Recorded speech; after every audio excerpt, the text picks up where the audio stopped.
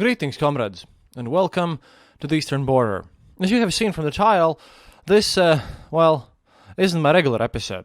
It's just that, I was about to tell you how Prigozhin from Wagner Group, together with Kadyrov, are now basically posing themselves against the generals from the Ministry of Defense in Russia, and tell you about how people are suffering in the Russian army again because, just as I predicted, rain season arrived in Ukraine. They have no equipment and clothing for that. Their aircraft can't work. All that stuff, which is why Ukraine is successful now in Kherson Oblast and Luhansk Oblast. Well, those would be the news in short. But yesterday, Elon Musk, a person who I actually respect because I like all this new technology and all that stuff and everything, posted such a nonsense on Twitter that people right now on both sides of this conflict are just mocking him. In Eastern Europe, he's become a laughingstock, and in both pro-Russian side and anti-Russian side and everything, because he decided to do polls on some sort of a deal-making with Putin. Now, a lot of people are accusing him of being a Russia's agent as well, which is I don't think is right. I don't think it's correct.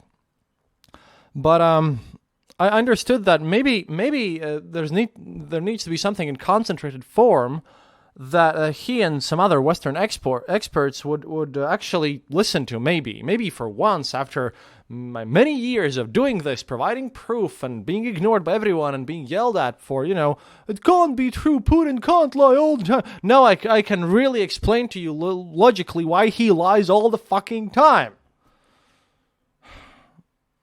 I really get angry at this because so many people just refuse to believe things that, not just me, everyone here in Eastern Europe says, look, this is how it works. This is how it has always worked. And they're just like, no, it can't be like this. I know better. And a lot of people get so tired. Even I get angry about this. But I thought that maybe I could make this a public letter to Elon Musk and other Western experts who are somehow surprised why their predictions go all wrong and why what they think should work by their own reasonable standards will not and doesn't. This episode is here for you to show people, and please share it around, that how it's like and why some things are meaningless that Western people try to do about this whole situation. And I will be tagging Dan Carlin about this. I literally wrote a message to Dan Carlin yesterday after Elon's things on Twitter. I really hope he reads it and passes my message on to Mr. Musk. I hope that you, Mr. Musk, also listen to this show. The odds are extremely slim. I mean, who am I? I'm like a very minor Z-list celebrity from Latvia who's just trying to yell out loud about the stuff that I think are important. But hey, if I don't put this out, then the chances are zero. So, and it might be useful. So, Mr. Elon Musk. I posted about this yesterday on Twitter in a thread, but I'll give this a longer explanation here. You see, yesterday you made a fatal flaw why everyone in Eastern Europe considers you stupid. Be it pro-Putin guys or anti-Putin guys, everyone. Because you made a mistake. For starters, the very idea that you could figure out a deal because you're good at deals and rely on numbers is just wrong in this situation. See, Mr. Musk, putting yourself in Putin's position and thinking, what would I do? What seems logical to me? How would I solve this situation? Put myself in this guy's shoes. Just will not work. See, Putin lives by понятия, the laws of the Bratva, of the Russian organized crime. Your value systems are simply incompatible. If you don't know these laws, if you're not familiar with them, then your analysis is worthless. You will not be able to make any sense. This is the number one reason why many Western experts were surprised about the war, about the mobilization, why they somehow think they can appease Putin. All this nonsense is just because they treat Putin as a rational agent, rational from their perspective. But I keep saying here, and I mean it, that Putin is not a rational agent by Western standards. because he operates on internal logic, yes, except he operates on a completely, utterly alien logic to you and to what you're used to. Now, to give you some explanation here, to explain how Putin's value system works. Well, I'll start with the very basics, and I'll skip the details. I've been doing this show for 8 years. I have many episodes about Soviet culture, Soviet history, everything, prison culture as well, and all this stuff in detail. So you can check that if you want for more in-depth analysis. Right now, I'm just trying to record something unscripted because I literally have no other choice at this point, because otherwise I'll just die from overextension and just pulling my hair out. Okay, so here we go. Number 1. Deal making, making deals, the things that you're good at, is considered dishonorable and stupid. There is no deal here. In Putin's mind, and how he works, there's only the scammer and the gullible loser. Scamming and tricking people and conning people is a sign of honorable, powerful, respectable men. It is honorable to do that. In Russia, they even take it as a sign of pride each time Putin has scammed a country. And every time Putin makes a deal, a lot of his critics state that, Putin has shown weakness. Scamming is good. Deal making is bad. Every game is zero sum. Everyone. If there's a winner, there must be a loser. A win-win situation simply does not exist as a concept in Putin's head. He can't even imagine the situation. He doesn't believe that it's real. Fair deals also are not real. In the same vein, Putin honestly believes that all elections everywhere are a scam. So are every revolution and protest and every show of people's will everywhere. This comes from a mix of his KGB past and his criminal past in the 90s, because he used to be in organized crime. He's ex-KGB, he was trained this way. He really believes that that all the protests and everything that happens is the work of Russia's enemies. Why? Well, because he grew up and worked in late Soviet Union, where that was true, because everyone went to these 1st of May protest actions in support of the Soviet Union, but everyone knew there was total fakery and nothing of it was real. Only less than 3% maybe believed communism. I don't know about Russia inside specifically, but I know that it's true for the Baltics, for the Caucasus. Everyone just went there and did the motions. Soviet Union and modern-day Russia is a giant theater. A theater of fakery and lies. Look, RT literally today released a video about how Putin's speech about annexation of the new territories in these referendums was celebrated. And they just they just slapped in a laugh track in their YouTube channel, a recording of this, which wasn't there really because, clap track. Because they also just lie, and lying is just what they do. It's just what it is. So for Putin, any words like liberty or humanism is something that only really dumb, utter idiots can believe in. And also about the referendums, I'm pretty sure, Mr. Musk, that you hadn't figured out and checked the population size. Because 7% of the pre-war population in Kherson Oblast voted in this referendum, and even those went under gunpoint. And 4% in Zaporozhye. He didn't even control any major cities there. It's just that, I don't know, I make a referendum in one small town of Texas and declare that Texas now wants to be independent, okay? It's that level of nonsense. So your questions about whether or not there should be a revote are just dumb. They're not malicious. They make you look stupid. Ridiculously dumb in the eyes of anyone who actually knows something about the situation. Now, Putin also values loyalty. But he also knows that enough money can and will buy loyalty. He uses corruption as basically a scheme of control. Corruption is intentionally widespread and normalized, making anyone a criminal. Anyone is a culprit as well. He's working with you. Kleptocracy works in the way that you either stay loyal and steal all you want, because no one cares about the common people. No one cares about them.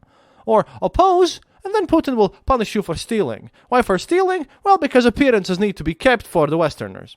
It needs to look that way. To keep the masses happy, Putin throws them some scraps now and then.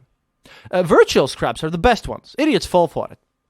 The ideology here is that, yes, we may be poor, but Russia, an abstract concept actually very closely tied to colonialism, but I'll get to that in an article later, is great.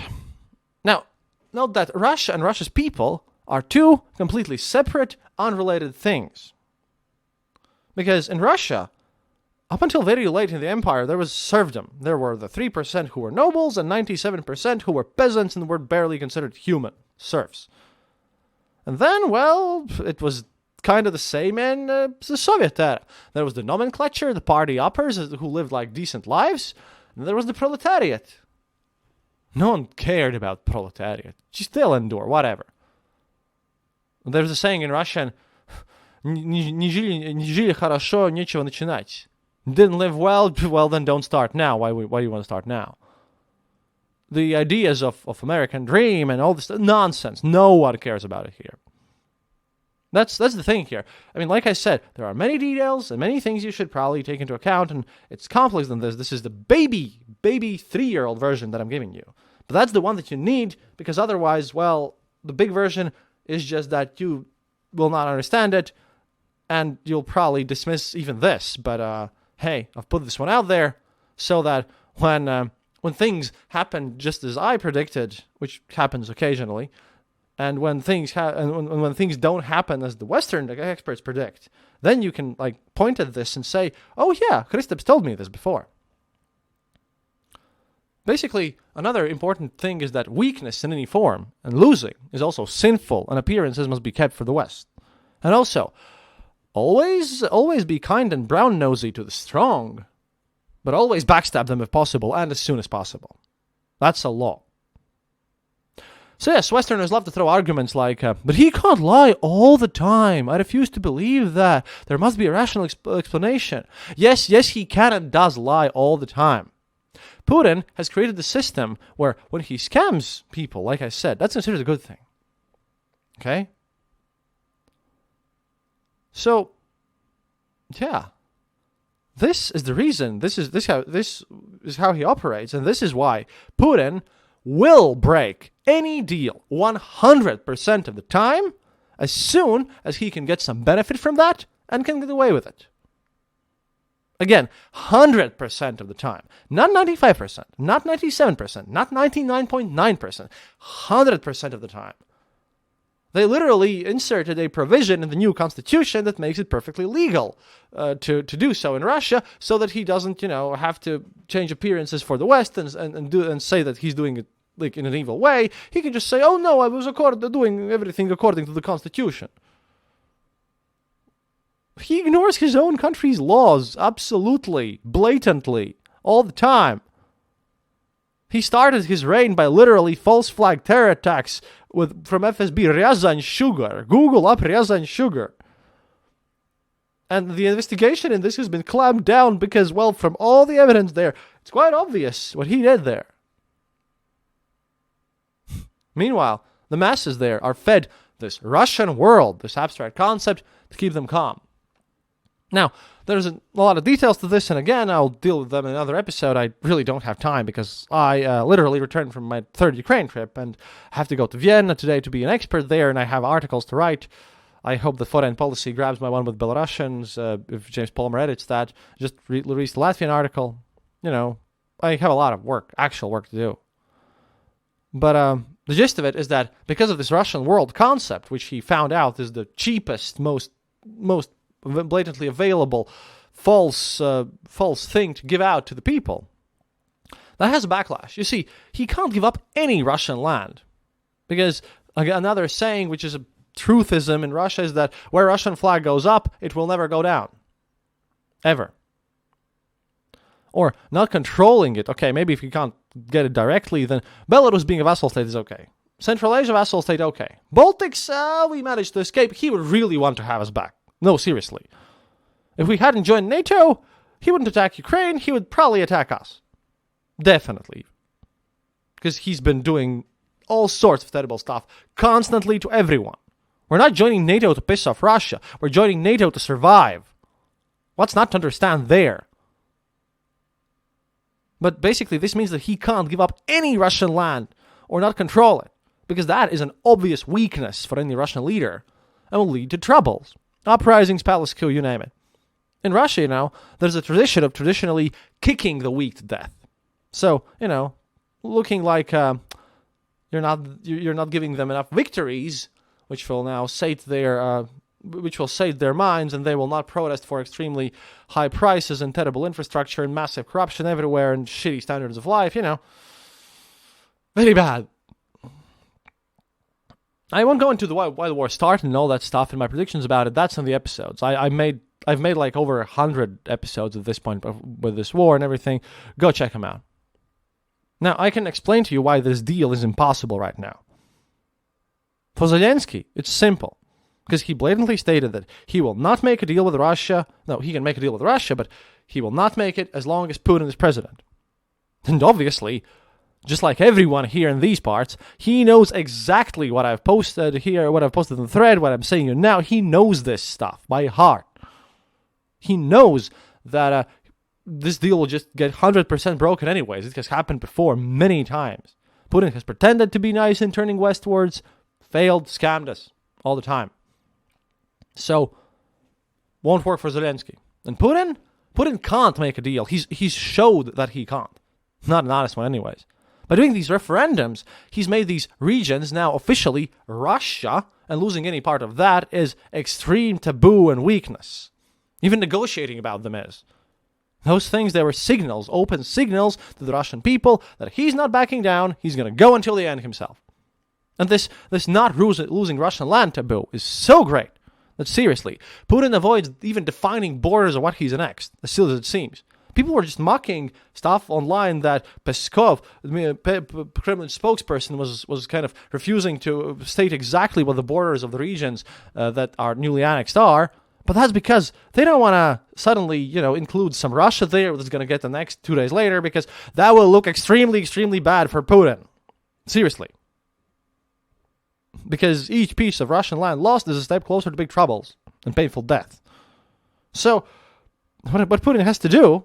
Oh, and by the way, he also can't nuke Ukraine for this, because, again, he's declared that Ukraine does not exist and that it's all Russia. So, if he decides to kill Russian people with nukes, painful death.